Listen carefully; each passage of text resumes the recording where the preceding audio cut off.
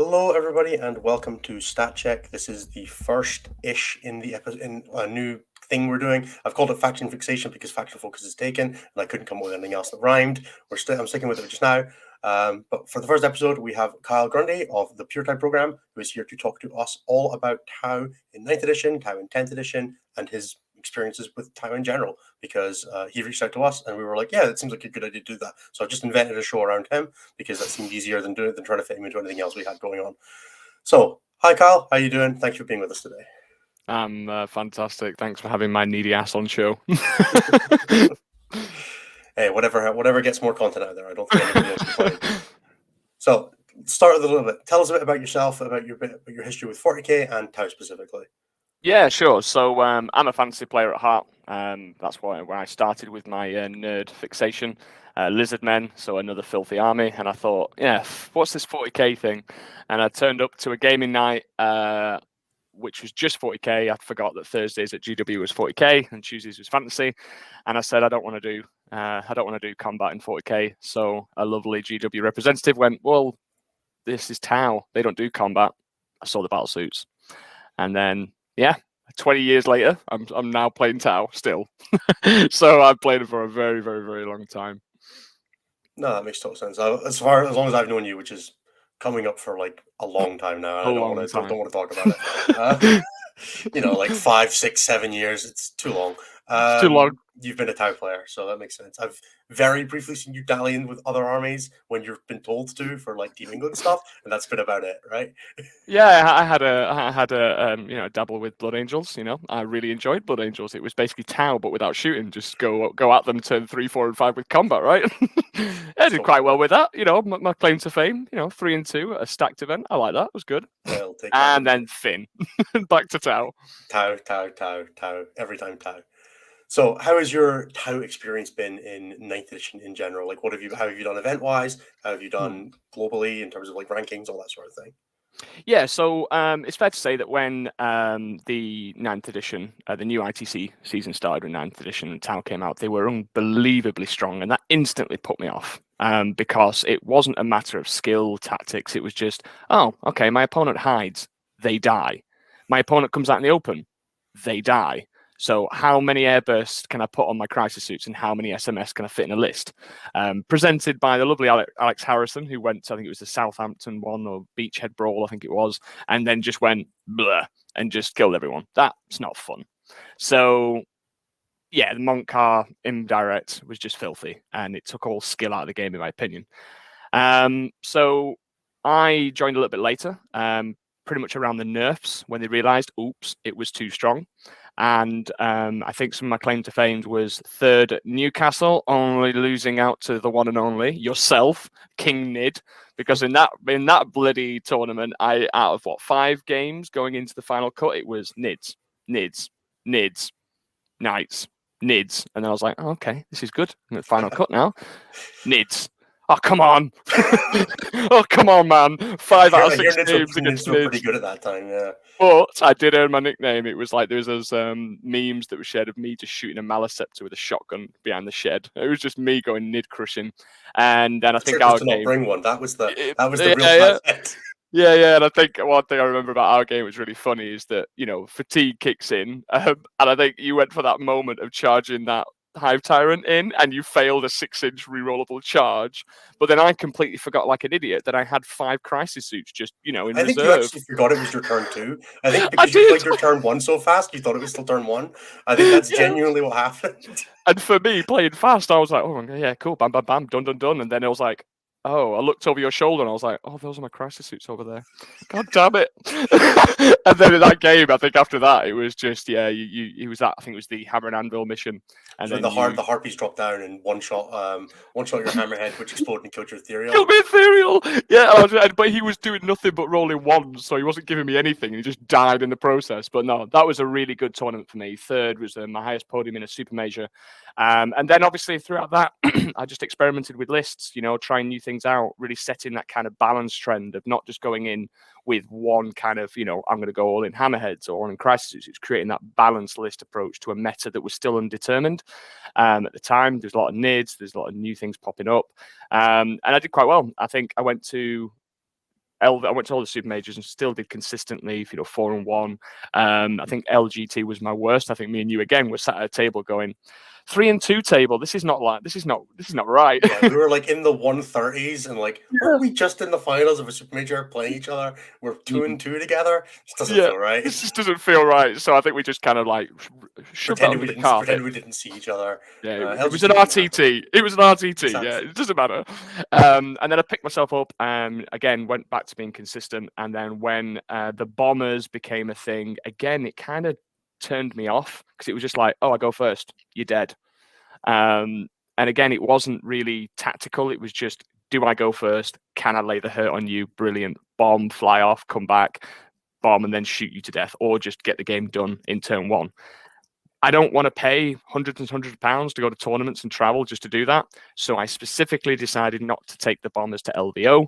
I went triple Riptide, crisis suits, breaches and stuff, and went, cool, I'm going to have a great time. And I went 5-1 LVO without bombers. And this sweet little pick at the end was the fact that I went against a Tau player that did have bombers, and I went second, and I still schooled him. And that got me with the 5-1. So overall, I think I finished in the UK second by like 0.02 points from Brian Sepp. I know Nassim would have obviously beat us both, but I came fifth in the world. Previously, obviously, I was top Tau, but this one, I think, it was just too late out of the gate and me not jumping on the obvious broken stuff. But overall, I was proud. I'm still a consistent player. And I think Tau are in a really interesting position currently now. And I still rate them as a top army. I just think there is a lot of other moving parts that we have to factor in. I don't know what your thoughts are. No, that's fair. I definitely, as a player who only ever plays against Tau, I definitely feel a lot more of the Tau go first, they beat you, and Tau go second, you beat them, which ends up making them a very undynamic tournament pairing a lot of the time, where you're just kind of, it feels very binary. My game against Bradchester at LVO being a great example of that, where I went first, but it was in a deep deployment where I didn't have threat range to him. There was no terrain on the board. I got shot off.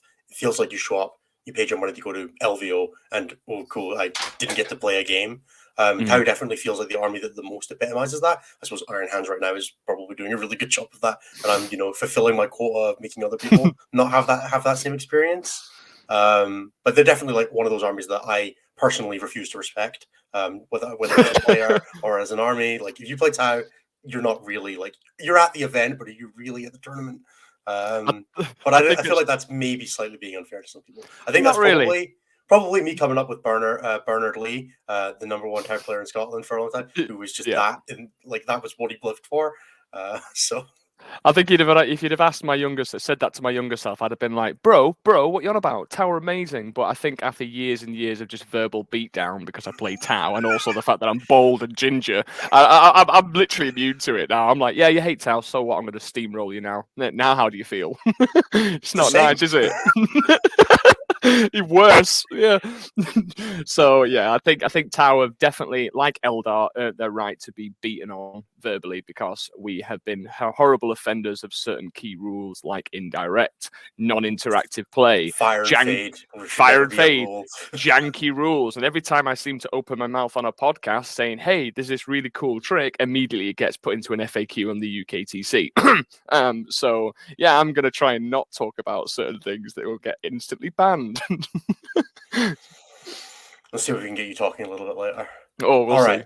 So let's start talking about Tau themselves then. How do you feel it is? You touched on this a little bit during your intro. How do you feel about playing Tau when they're one of the best armies in the game? Like, what's your approach there? What do you do to differentiate yourself from the rest of the pack of the people that are playing Tau, maybe the people that are bandwagoning onto them? How do you differentiate yourself in list building? How do you differentiate yourself in play? How do you try to take the advantage of knowing that everybody is going to be decking for you because Tau are great, and then stepping back from that and saying, okay, how do I go the next level on that? Okay, so in terms of when we're strong, I like to look at it not just like fill my basket with all the powerful toys and just go in one slide that way, because I think that works as a kind of a flash in the pan, but then other armies can do the same, and then you end up going back to the square root of like building a list again. So I like to look at a codex and see how kind of challenging it is to me as a player. And also I look at what tools I can put in a toolbox. So Tau is a very deep codex. It has absolutely everything that you need. Super powerful warlord traits, really good relics, and an obnoxious unit that fire and fades and deals a horrendous amount of damage. Then you've got, okay, I want a bit of survivability in my list. Cool, those Riptides seem to be doing really good right now. I love them. I'll put a few of them. But then I also think what, we can I say historically struggle with primary. So what can I put in the list there? Breacher fish, perfect. I can have fast moving obsec that can deny and control a game. So I really like that kind of strength of the codex, and that's why I always like going for balanced lists, because I want to put equal amount of good toys, so I'm almost coming into the game in a balanced approach, if that makes sense. So I think Tau are really strong, and when needed, we can react to the meta very quickly. Take Armor of Contempt when that was around. Well, we can just overload on really high AP and high strength and damage 3 and damage 2 guns. I'll take an abundance of those. When Armor of Contempt went away, suddenly I can now take more kind of strike teams or breacher teams because I don't have to worry about the minusing of the AP. I can ignore cover. So again, that's just a testament to how deep the codex is. So I personally feel that, yes, we're strong. Yes, currently we're taking a little bit of a dip in the performance rating, but I don't think that's a true reflection of the Codex's power. I think it's just a lot of top players have stopped playing Tau in the favor of going for something stronger. So I think at the moment, those Tau players out there that are bandwagoning or struggling, you do really need to focus on the fundamentals, making sure deployment positioning is correct, because Tau are a very enjoyable army to play, despite what everyone thinks going against them. If you mess up, you're done, son. In the bin. You have to perfect the fundamentals. Right, makes a lot of sense. So yeah. when you're approaching that sort of let's go for like right when the Codex dropped, when they were at the peak of their popularity with Custodes and Custodes and Tau in that meta sort of post LVO, you said you didn't play them so overly much. What was the thought process that went into when you did come in to start playing them, that you took these guys are still great. They've obviously taken a little bit of a nerf. You saw the points changes, the removal of the extra AP from Monka. How did you go into that environment, having not played them for a little bit, but there was a bunch of people that were very strong on the faction who had been doing really well that did still keep playing them, right? So you've got your Brian in the UK, Tom Ogden in the US, all these kinds of players who've been doing really well and continue to do really well. How did you step into that environment and what's the approach that you take in terms of, taking that environment and flourishing in it? Yeah, so obviously I was aware of the lists that were taken, and I do pride myself that obviously we're going to get onto when Tau was weak in being that kind of it sounds really like up my own arse, but that kind of shining light for those Tau players out there of look, take this is working, this is why. And I wanted to create something that was mine, not just copy and paste. I'm never a copy and paste. I like to be a trendsetter with that. So I looked at the Monk car, and it was obvious it was really powerful. And when Kion was there, I was like, everyone looked at that and went, nah, I'll just take the Monk car. But then look at where we're at now. Everyone's taking Kion, because how come, myself included, we didn't see that, oh, hang on a minute, I can get 16% extra shots, 33% extra shots, 50% extra shots. And I've got redeploys, which is such a powerful mechanism in the game. So then I started practicing behind the scenes with Kion, and then just really kind of doing that. I'm deploying defensively, now I'm aggressive, or vice versa. So I just wanted to try out different things, like the Farsight Enclaves. I really enjoyed that aggressive play. And I felt that my games previously in all editions, I was a very passive player. Once I'd matured and learned that a slow game is better if you can get to the end and still win. But then switching into that aggressive play style had to happen with the way that the meta was at the time. So I went away and practiced that. How can I be aggressive, but with Kion still as a backup for when I've lost some units? How can I get my efficiency back? Well, if I lose a third of my army, no worries. I'm going to be getting extra third shots over the course of turn 3 and 4. So that's where I was at. And my list designs were focused on that. Like my devil fishes, I think I had one stupid list which had 4 fish and 40 breaches and, and just, loads of crisis suits as well. So I kind of went into that, but more rather than indirect, I was like, I'm going to be in your face. And that's where my kind of style changed, and where I was practicing. And then when I hit the scene in the events again, that's what I was doing. I was, charging early. I was being in the Bear Grylls, and ready to rumble, which So is do you think? unusual. Sorry, Carl. Do you think it's fair to say that like when the codex dropped, there was no need for that sort of inevitability because you showed up, you had Monka, you had all the pre-nerf stuff, and you just Yeah, rolled people. Like you could afford to always pick the aggressive play style. But then I when agree. the changes happened and some of that, like not a lot of the power got turned off, but enough of the power got turned off that suddenly you needed a backup plan where you needed the inevitability of calling on, and it allowed you to like backload your scoring plan so you didn't have to commit your you didn't have to commit your crew hounds to early scoring. You could save them for like objective play to back up that primary and that sort of thing. And that very much changed the dynamic of how played because it went from being very much in your face, turn one, turn two, trying to table you, to still trying to do that, but also having inevitability in the backfield. Where if you did hit that turn 5 and you're suddenly getting shot by 2 dudes that have hit you 7 times with 4 shots.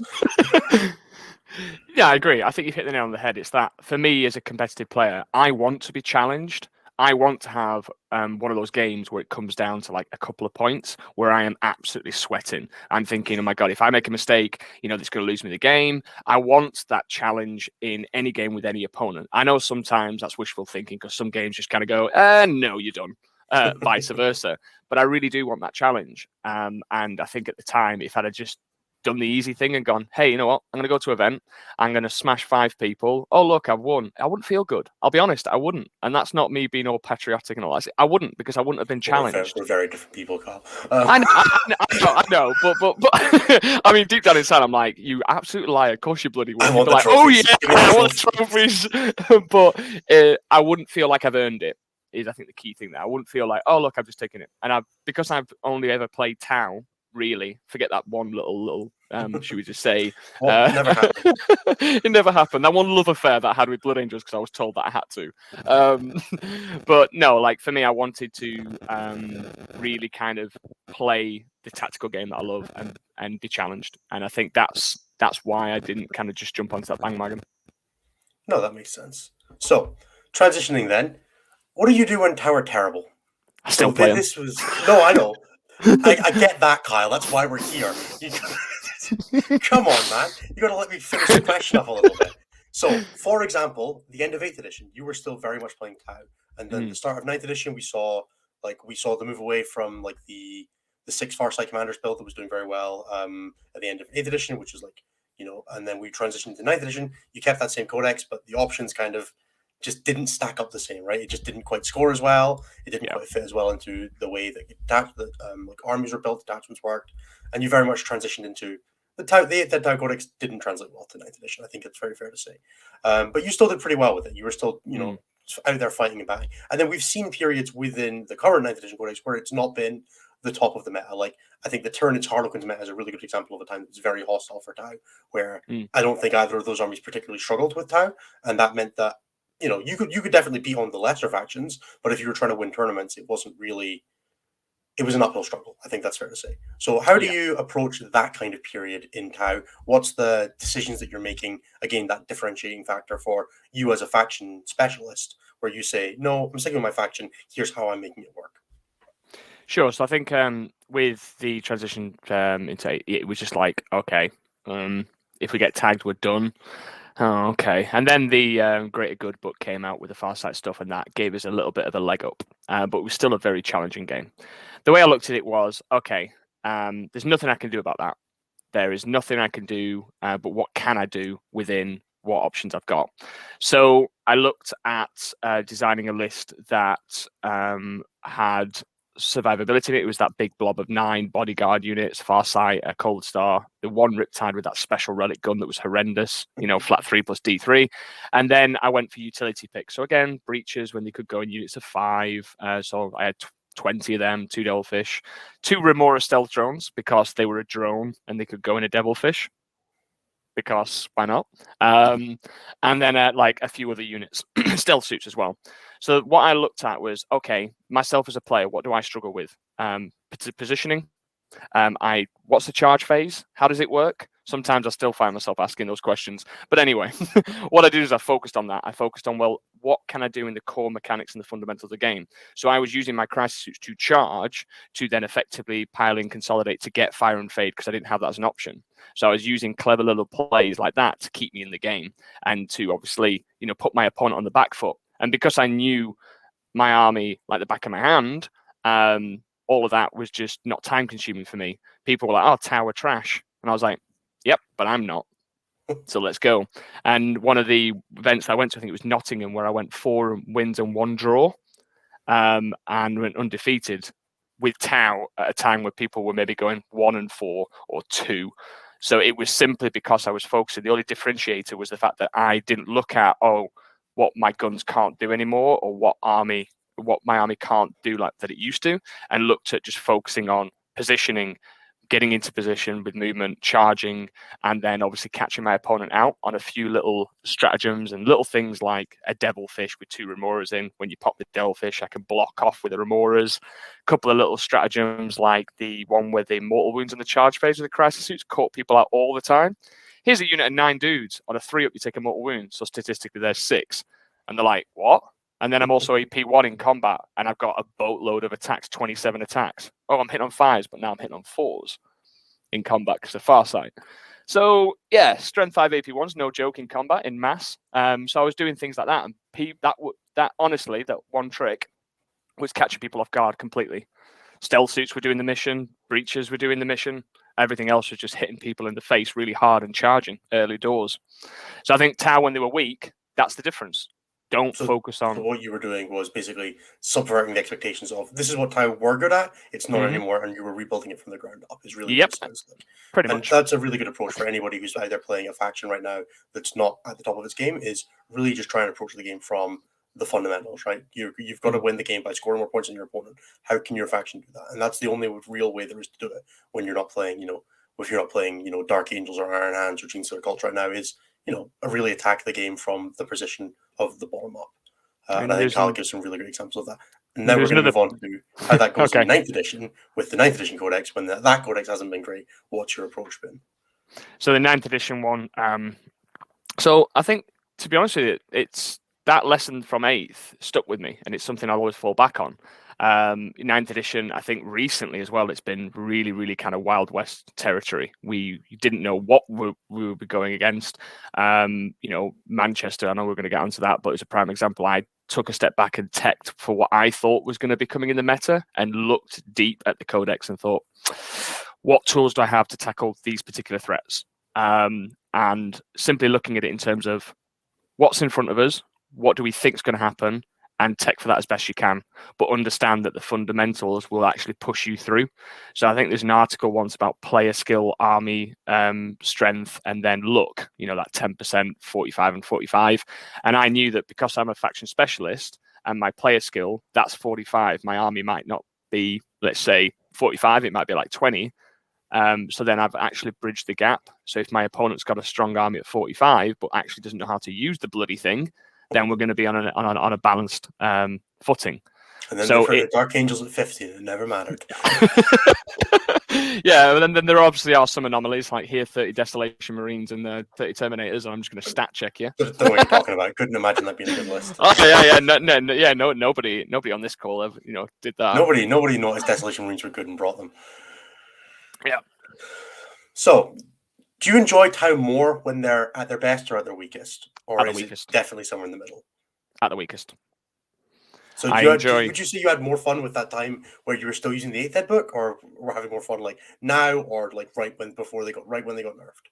Well, I never get defeated, like in terms of, well, not in a game 40k, obviously I do, but in terms of like, I never have that defeatist attitude. I always look at a negative and try and turn it into a positive. That's just who I am. So I always look for those little hidden gems that people haven't seen because they're too busy whining and throwing the toys out of the pram. I try and take a step back and think, right, what can I do here? How can I make this work? I like to fix things. I like to put a plan into place. So that's why I enjoy it the most when we're the weakest. I still enjoy, the occasional ruffle stomping someone to the ground. I'm not going to lie. But for me, it's all about finding those little hidden gems. So I do definitely get a kick out of the army when we're either had a nerf or a weak point. Because it helps inspire other people just to kind of follow suit and therefore boosting their creativity, and then they come up with some janky lists. A prime example is when someone thought, I'll do a custom sept and went charging crisis suits. Here's a load of charging crisis suits that are obsec when they charge, and absolutely just dominated primary. And I was like, that guy's a genius. I love Yeah, that Ryan list. played that at one of the London Opens, and I think almost made Top Gun with it. It was very impressive. Yeah. So it's the things like when you're not complaining about what you did have and look for other ways of what you can do, it then just sets the record completely straight again. And then loads of these other people will be like, oh, I'm going to try this. So I think that in any faction, that's not just a Tau. I think when you're forced to change your ways, you will find something that can be equally as strong or better. You just have to have that, kind of open-mindedness to try it at least and stop being a For pussy. example, my Turnids adapted all the way to the Devastator Doctrine. Oh, yeah. Because Tyranids, they had a really rough ninth, didn't they? Well, I mean, I've not played a game with them from Ritz and Zelvio, so I definitely think I we wonder approach our why. factions differently. You didn't get any nerf bats, so you just got like nothing, and then suddenly the massive sledgehammer and just like get dead. It was incredible. We got nerfed more than most factions did 4 times, and it didn't stick until the 4th one. yeah. They were like, yeah. Well, okay, I guess we'll just kill them then. Fine. Yeah, just call in the exterminator. Perfect. Right, let's move on a little bit, and we'll talk about some of this in practice. Let's talk about your run at Manchester GT, which was a couple of weeks ago. That was it was a 248 player event in the UK, following the standard 5 rounds and then top cut of top 4. The top 4 of that event was 2 Iron Hands lists, one piloted by myself, a Space Wolves list, and a Dark Angels list, which shared the common thread of having 48 Desolation Marines between them. To give you an example of what the Hellscape meta was like at that tournament, I would describe it as broadly not very fun. Now, you said before that you had taken in some tech options, you had done some preparation for this one based on what you thought the meta was going to be. So let's start there. What was your preparation coming into this one? What were you expecting, and how did you respond to that? Yeah, so I had a pre-event before. I went to like a GT just locally, like a 32-person GT, and I tried out a Farsight Enclave list with the normal good stuff, 2 Devilfish, 3 Riptides, I went triple tide, 5 Crisis Suits, 2 Commanders, and some Crew Hounds to tag along, and a Catch a Fireblade. And I thought to myself, okay, cool. Well, I went into Demons twice, smashed Demons once, lost to Bethany Taylor in pretty much what was going to be decided the final. And with her Demons, it was a close game. The score was something like 95 to my 78, but there was a couple of moments where it could swing. So going into Manchester, I thought, right, Demons, I need to take for them. So I just brought along a Crute Shaper that someone has just wrapped around a little scramble around his neck and gone, go on, buddy, you just occupy that area. So I made a tech change there. I had the EM Scrambler, which is no deep strikes within 12. And I decided to also just take the Onager Gauntlet on my Cold Star to tech in for guard. Because I like to punch stuff. So go and explain for the people who don't know Tau as well as they should why that's good tech for guard. You see that Rogel Dawn that's T9? Oh, my guns are strength 8. Well, you see this fist that I have that I've got Precision of the Hunter, so I'm rerolling all hits and wounds. It's strength, 12, and it's AP 4 flat 3 damage. And then Farsight strength 10 in his combat with 5 attacks at flat 3 damage. So I'll tell you what, I won't shoot it, but if that Rogel Door comes in danger close, it's dead by combat. Spoilers, that's exactly what happened. I didn't shoot it. I just punched it to death. So that worked with the guard. But the other tech I did was something that I've been running rather than the Flamer guy with a thermogenic flamer, which is D6 plus 2, D6 plus effectively 6 in combat because it's a melee weapon at strength 4 AP 2 damage. I went for the Airburst Cold Star. Indirect boy. So he has triple airburst, one which is a special dominator frag, which is if I hit you, you're at -4 leadership, and I happen to be strength 5 AP2, 1 damage. So that guy's knocking out 3d6 indirect shots with 4 rerolls to hit and wound, which can get around the negatives of BS and any minuses to hit as well, because at worst case scenario, 4s with 4 rerolls is still pretty good. 3s is even better. But that was my guard tech, because I knew that there was Cassacrin who like to hide out and just be teleported. So I wanted to be able to put pressure on that along with mortars. So that was my guard tech, if you will. My breachers can obviously tech into guard as well because they can go hunting. And also my airburst is great against things like Eldar because they are always squishy. And what I think is funny is armored sentinels in guard are leadership 7, and so is a D cannon. So if I hit you in -4 leadership and kill one, good chances are you're going to run away like a bitch. So that's the kind of tech that I was doing for morale. And then the rest of the list just still had the good stuff. Crisis Suits deal with everything. Riptides deal with everything. multi-tracker for those big units of 10 plus, or 6 plus, sorry, should I say. So people are still going to take Terminators. People are still going to take big bricks to try and, just bully primaries. So that's the tech there. So I had a bit of combat, really good shooting, and really good tech pieces for those. One thing I did not predict, I will be honest, is the fact that some people might come to the party with a lot more indirect than me. That's the only tech that I didn't make. And obviously, we'll get into it, but I did go against that. I went against every other tech that I've mentioned, every other army that I mentioned, but the final kick in the teeth was going against something that I didn't predict.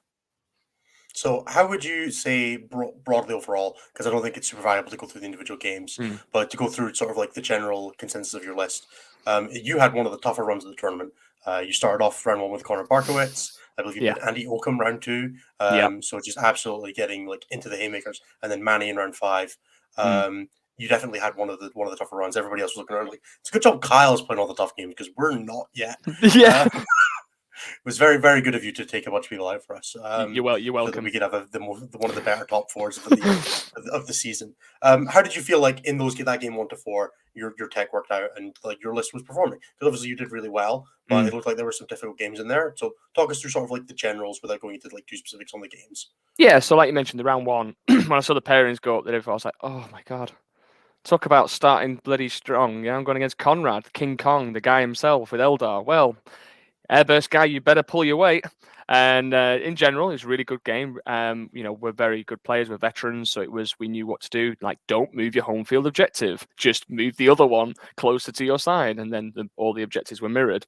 And then secondaries were great. He obviously does Eldar secondaries, Walk Ritual behind enemy lines, and then R&D because of Dire Avengers just do it or retrieve battlefield data. And I went, okay, cool. I'll take grind. I'll take decisive action. I'll take aerospace. I'll do aerospace when you're dead. I'll do decisive when I need to. And then if you're going to do one behind enemy lines, I'll kill you better. So we were both on a level playing field. And then the rest of it was up to dice and how we played the rest of the game. So yeah, that was a tough round one. I think a couple of things swung it in my favor. Luck was definitely on my side at one point. But then going into round two, I was like, okay, I can relax now. My list is performing. This is the first event where I'm going under my own banner, so I really wanted to do well. Andy Oakham, I was like, okay, that's another name that I'm going to have to try and take down. Different game completely. I went first. I went Monk Car and just rammed everything in his face and shot. I think he lost about 1,000 points. And he was like, bro, what do I do now? Okay, great. So you're playing Necrons at this event, right? Yeah, Necrons, and it was just one of those things where I knew from my experience, I always bank on, my knowledge of armies and what they do. Necrons score really easy, real quick. Stop them doing that, you win. So that's exactly what I did. I brought guns to bear and went in and did all my scoring, and then he had nothing left to score. I killed his scoring units, done. So that's my experience talking, not necessarily something that everyone would do because people might just lean into Kion more. You don't need extra shots to kill Necrons. You just get aggressive real quick. So yeah, that game was a landslide for me. So I was feeling pretty comfortable, 97-97. So really good scoring. Space Wolves, really good player actually. And I wanted just to touch on this. A new player to a super major. And there's, when you pick up these behaviors from new people, and you're there, that's a really good idea. This guy had D20s, and what he did is he did pre-measure into the next level. Most people will like declare their intent. Okay, how far I'm away. This is what I need in the charge. And then guess what? You're drinking, you're having fun. There's thousands of things to think of. Then you forget, and you're like, oh, what's that charge again? He just put a D20 and then minus his movement and went, cool, I need an 8-inch charge, and left that D20 there on every single unit that he was moving to intending to charge. And then also told me about the 6 inches if I make a charge of this character that everything can advance and charge. It was so tactical. And I just said to him, I was like, if this is your first super major and you're doing this, you can stay. Like, this is amazing. Myself and a lot of top players could take a page out of your book. This is great. I had a really fun game, but again, it just was too much for him to handle. So 97 again. I was like, all right, now time for some hundreds. Oh yeah, those hundreds. That damn secondary can only get 12 on. Damn. So I went chicken, booze, early night. Right, it's going to be a tough day tomorrow. Usually I'm like Icarus. I've been told that I fly too close to the sun and then get burned on day 2. Round 4 guard going second. That was a difficult game. That was challenging. I spent 15 minutes on just thinking about my redeploys. because if I didn't do this correctly, it was done. So I gave him bait. I gave him a Devilfish and a Riptide to go for. He went for it. He killed Devilfish. He killed Riptide. But then the Rogue Door got punched into oblivion. And then I got board presence, wrapped stuff, charged stuff, slowed his push down. And then just after that, he couldn't retaliate because he was losing too many assets too quickly. And then my screening was good. So that ended up in a really good win. I think I didn't get 90. I think I got something like 91 on that one. I can't remember, but it was still a good score. I thought, oh my God, this could be another Newcastle for me. I could go into, I came over to you and I remember you had your sheet with all the numbers and you were saying you were doing all the manual calculating. That was really, I love that. And then you were like, yeah, you've had a really tough run. So you kind of like boosted you up a little bit. And I was like, all right, cool. And I was talking to Vic and then we're all just huddled around that table going, oh God, who's going to get who? Please not Manny, please not Manny. And then I got Manny and I was like, oh God damn it. Come on. This is just, you know what? So this is the one thing you've not texted for. Manny is on 20 Dark Age Terminators and 20 Desolation Marines, which doesn't sound fun for Tau. It's removing a lot of the fun ways Tau have to interact. Like, you can't really stand in the open against it, despite the fact that you want to bring a lot of firepower to bear. You can't really hide against it because the Desolation Marines will eventually grind you down, so you don't get that late game inevitability that Tau have because, well, you're going to be losing all of your drones to indirect and things like that. So suddenly you're pressured into playing very aggressively when you don't want to be. So how does this broadly bear out? So in my head, like when I look, when you think about it after it, and I think, well, what could I have done? And I think what went wrong for me is that because I didn't predict the Desolation Marines, I was asking loads of questions and I was like, okay, cool. I'm trying to get my head around it. And I know what Dark Angels do. They just move slow. They're quite hard to remove, but the grind game I can do because I can slow them down and I can basically get my points regardless, as long as I slow them down. But that's not the case now with this new list because he has the indirect to basically get into position and just remove those assets that allow me to slow them down. Then he's also got land speeders and talon masters that can get behind enemy lines and just pressure me. So I was like, suddenly this is not just a simple case of slow them down and then wait to attack when the time's right for my army, i.e. Kion. So it forced me into a position where I didn't know what to do, and I made some stupid mistakes in terms of positioning. What I should have done is just kind of deployed aggressively to a point up in like the kind of top flank here, where his Desolation Marines were like kind of hidden here, and just go, cool, you got one turn of shooting with that unit. If you don't, the crisis suits are coming at you and absolutely removing you, that 10 unit. I didn't, I went the other way, which was just a bad mistake, and it allowed him to get into position. So for me there, that was a critical error that I put into the memory bank and thought if I was to do that again, I could have switched the game and made it tighter. I'm not saying I would have won, but I would have definitely put the ownership back onto the Tau rather than just giving him everything. And I think that's where I inevitably fell down. But nothing you could do. You live and you learn. And it turns out Desolation Marines, thanks GW, they're amazing. Quite good, yeah. So looking back on the event preparation, if you had come into that event knowing that the Desolation Marines were going to be a thing, maybe Brian had leaked it out in a little bit in advance because we did a good job of keeping wraps on that one. What would you have done differently for the event? Or would you have done anything differently? I don't think I could. I think it's one of those ones where I couldn't have done anything really different with the list because it changes the whole list completely. But one thing I did discover that Desolation Marines can't kill a Devilfish if they can't see it. It took it down. All of the Desolation Marines shooting a Devilfish took it down to 3 wounds, which I don't care because I can just go at full profile and go and attack. So I think Manny touched on it that he likes the idea of potentially 3 Devilfish and 3 breaches, which is something that I did think of. I'd have to drop a Riptide and fill in something else with the points. But maybe that is the play just to put forward pressure on. But I think actually I'd have to get the reps in against the Desolation Marines to really put the Tau under the sweatshop and see what outcomes I can get in different scenarios. So that's what I took from it.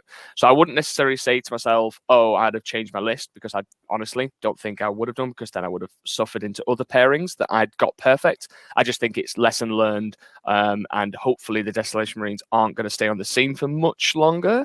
But, that's the ifs and what and but. We don't know. But I think I would just practice more and then get reps into that. I think is the easiest answer. No, that makes total sense. It's a really good and really healthy response, I think. Right. We're going to go to the next one, which is, I feel like this is like another 5-part question, so you're going to have to bear with me for a second. What are you looking forward to going forward? So both with Tau, so sort of 9th edition in general, and anything specifically for the balance dates like coming up that you would like to see, or whether that's for, your opponents getting, taken down a peg, or if Tau, you feel like Tau need anything, or if Tau need anything taken away, because Tau are still very strong. Nerfs. I think we should nerf Tau more. And then also, what's next for you with 40k in general? That's the second part. But we'll start with the game. So with Tau going forward, what are you looking forward to? So I'm looking forward to bringing units back to not just make a list and then go, yeah, but crisis suits are better. But crisis suits are better. Yeah, they're expensive, but they do everything I want. They get all the buffs. So I think I look at units and I see massive potential. I see potential in broadsides. I see potential in Vespid. I see potential in mass fire warriors. I see all this potential that could happen, but unfortunately, it's just not a crisis suit, or it's just not a Riptide, or it's just not a commander. And I don't like that linear kind of, right, this is the way to do it. I like selection, as everyone does. You want to be able to you're field. more in favor of like power redistribution for Tau. Right? Yes, and like maybe I a little think bit off the edge of crisis suits and commanders, a little bit into some other things. yeah, because broadsides are cool. I mean, especially the railgun ones. They're just like, yo, I'm here. They're really cool. And we are collectors at the end of the day. I know we love to play competitive games, but we do want to be able to field lots of the units that are available to us, especially if we've paid money for them, right? So I've got a lot of stuff that's sitting on the shelf, even Vespid. Like, there's so much potential. And I want to see what I'm looking forward to is, especially with 10th, maybe, which we'll talk later on about, but I want to see like kind of key specific rules that allow you to then put it into that toolbox, right?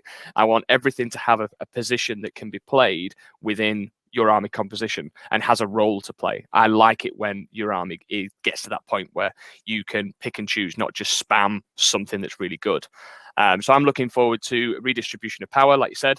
I'm also looking forward to them reeling back a few nerfs to say broadsides, give them core, but just maybe not make it stupid, like with Shadow Sun's rerolls and stuff, all that kind of stuff. Just learn from previous mistakes, GW, and just tailor it back to what it should be. Yeah, I've definitely seen some mumblings that like core or broadsides would probably be fine now, that you can't just have Shadow Summon as a Supreme Command to bypass the commander limitations and kinds of things. Exactly. So I think it would be fine, but there's definitely a real Tower definitely on the edge of always being slightly too much, I think. So there's always a danger in making Tau good in that you do bring back that very binary play style. And what getting I am them away from that would be much more healthy, I think. Yeah, what I am also the chaotic neutral inside of me, or just the chaos inside of me wants, honestly, I would love it if the balanced data slate came out and just went, there is no updates, everything reverts back. Go mad. Give me back Crusher, buddy, and we'll see what happens. Yeah, no, honestly, like, just do you know? I'll be good. No, we won't be good. But then my point is like, you remember when Index Hammer was a thing and everyone just took broken shit and everybody enjoyed it because it was like you get to a table and be like, what is this list? Anybody enjoyed that, Kyle? Not gonna lie. I think you're on your own here. 10 Tau commanders. Absolutely, thank you very much. But my point being, if you break it down from the silliness of it, everything was broken. So everybody was on an even playing field. So it's not what everybody's broken means.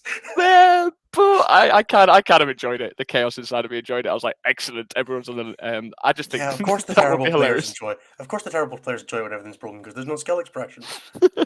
Yeah, after just saying I really love a challenge, and then they're going, yeah, bring it all back. Everything's broken. Let's go. Yeah, I want to just roll the go first and have that be my tournament. Yeah, well, maybe it's because I didn't do that I'm just deep down inside. I just really want that one moment again. Everybody yearns for the return to one weekend of chaos. I should maybe do that. Maybe run a little RTT up here and like everything's legal. There's no balance data slates and see what happens. Yeah, mate, I'd come from Leeds for that. Fair play. And what about with 40k in general? How are you looking forward to closing out 9th edition, both personally and professionally? Since I suppose we can touch on that in a second. Yeah, so personally, I like that little transition period between what's going to happen and that kind of like fear of the unknown, because I'll just go back to my balanced list approach and just get in a good position, ready to jump into new change and adapt. So I'm really looking forward to that. I always love something new. It's challenging. It pushes me as a competitive player, and just in general, I think it's great for the game. It's great for our community. So I can't wait for that. I'm really excited, despite all the negatives that you're hearing people complain about. I don't care. I just want to roll some dice, play toy soldiers, and have a new way of playing. that's what I want. So I'm looking forward to that. In general, in coaching and stuff. I mean, obviously, I've got my new adventure now, which I'm doing full time, and I'm running my Tau only Discord. And as you can see, I've got all my logos and everything, and I'm ready to go. We've got a Discord that's now 600 members nearly, and I've launched a lot of paid subscriptions within, and also kept a part of it for free. So one-to-one coaching, generally just focusing on the fundamentals of the game and how to use Tau in a way that gives you the best chance of having fun with your army, because it is a fun army to play for those Tau lovers out there. So I think for me, it's a big adventure. It's a big step. First time I'm going self-employed with something like this, but it is exciting. No, good. It's a really big somewhat step nervous, for you, but exciting. Having done the same for myself recently, it's terrifying. I'm not going to lie, but Yes. it's really exciting. It's difficult to go from doing things like LVO where you're away for a week doing 40k all the time and then come back and be like, let's put numbers in a spreadsheet for a bit. No, not interested. I'll do that for 40k reasons now. Thank you very much. Yeah, absolutely. No, I'm super excited for you. And there'll be a link to all of Kyle's stuff in the description. So if you want to check out any of Kyle's services, whether that's the free Discord or any of his paid coaching, the information is below. And I'll make sure Kyle sends me that. Otherwise, I'll forget to upload it. I will send it. Not right. We have got one last topic to quickly touch on, and then we'll give you a chance again to plug yourself out. What are you looking forward to in 10th edition? What are you hoping for Tau in 10th? Simplified, not simple. Okay. No, I like. I think it's a real opportunity for Tau in 10th with them talking about kind of like data sheets and simplifying everything. There's a lot of bloat. There's a lot of stratagems that just don't even get used, or sometimes you forget about. And I like the idea of having a data sheet that has its special rules on there. So nice and simple. Riptide can do this and this. You have choices. I'm really looking forward to how they're going to change that. And I think the risk is that hopefully it's not going to be too broken, but hopefully it's not going to take away the flavor. So Tau have notoriously always been a very hard army to get right from a rules perspective. And I'm crossing my fingers, hoping that this time it is going to be exactly what it should be. Not overtly broken, not trash, just somewhere in the middle would be really good. And I think if they do hold up to what they're saying about trying to simplify everything and actually looking at some of these issues where something doesn't seem powerful, but if you add this buff and that buff, it becomes broken. I'm hoping that in general goes away. So therefore we can actually field stuff that has a purpose, not just to be broken and then we move on to the next broken thing. I don't want any of that. I want this perfect balance, as wishful and optimistic as it sounds. I am looking forward to that, and hopefully they get it right. Perfect. I will say, as an opponent of Tau, that new stratagem they previewed yesterday for the Terminators has me real excited, because if that Tau player doesn't screen every druid, I'm dropping some stuff behind a wall 9 inches away from you, and we're going to see what happens turn 2. That does have me real excited for just being like, I can just deep strike and then move at the Tau player. That sounds fun. 4 crew hounds, job done. You're going to have 4 crew hounds everywhere on the board, bro? We'll see. 2 drones. Yeah, that's the thing though, is like it opens up a lot of options, right? Like what if it's 10 Vanguard veterans drop behind that wall and then jump over your screens now, right? Instead of just being 9 away. It opens up a lot of little dynamicisms in the way that we play 40k, which I think is going to be really exciting. And I think if everything's on the level of that, then we're going to see a lot more flavorful rules and interactions, which I think is going to be a good thing. Yeah, universal rules is really cool as well. I like that bringing that back. I think that's a good move. Yeah, I always felt like it was missing from 8th edition. Like everything had the rules anyway. Why not just put them in one place? Exactly right. No, for sure. All right, Kyle, do you want to lead us out on a brief plug, and then I'll do all of my plugs, and we'll finish up. Yeah, basically. So, guys, like I mentioned before, the Discord, you can join for free. And then obviously within there, there's a shop and services, which I'll also pass the link onto in this. It explains the different categories and exactly what you get. My thought process behind this is that I'm building a community and I want to be able to offer something to everybody at any point of their budget or their life schedules. I don't just want it to be, hey, give me money, join, please. I want it to be tailored to what you are wanting to get out of it. So whether it's a one-to-one coaching, whether it's just to join a like-minded community where we do things like live list reviews, we'll do like kind of deployment kind of run-throughs. We'll also do things like a couple of fun things like commander challenges. So I'll be setting you different challenges to do and just testing your level of understanding of the game and bringing some fun to it. So it'd be great if you can join. You can check out the links below. And obviously I'm in this process right now where I'm designing absolutely everything. We're going to have objective markers, jerseys. We've got the ITC team name, Puretide program registered on there as well. So it's only going to grow from now. And obviously, any support and help and get on the way will make that dream come true. For sure, and we wish you all the best of luck with that, Kyle. Thanks, man. And that is Puretide program anywhere that you're looking for that information-wise. All right, I'm going to close out with my plugs, which are somehow less polished than Kyle's, despite existing a lot longer. Thank you, everybody, for sticking with us for another episode of StatCheck. This is our, I'm going to call it new show. I don't know if there will ever be another one of these, but the new show, Faction Fixation. First episode has been with Kyle playing Tau.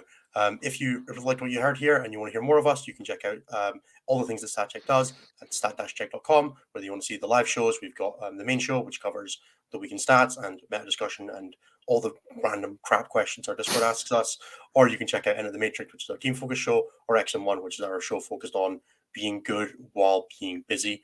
Mostly around Dad Hammer is the real one there, which is one of the best shows I've ever had the pleasure to be involved with.